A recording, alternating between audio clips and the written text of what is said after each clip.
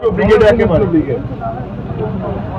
কথা আমি আপনাদের বলি, এই ব্যাপারে যা বলার আমাদের সর্বভারতীয় সাধারণ সম্পাদক এবং এর আগের যে মিটিং, সেই মিটিংয়ে যাকে সর্বসম্মতভাবে দায়িত্ব দেওয়া হয়ে গেল অভিষেক বন্দ্যোপাধ্যায়, তিনি যা বলার করবেন এবং ইতিমধ্যেই তিনি কোনো মেসেজ ছেড়েছেন হয়তো আমরা দেখেছি।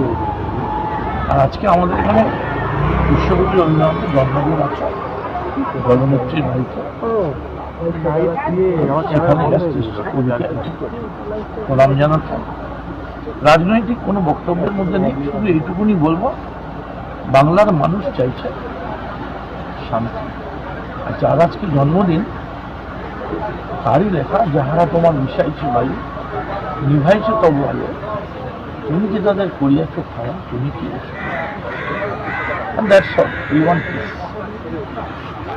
আমরা কর্পোরেট করবো।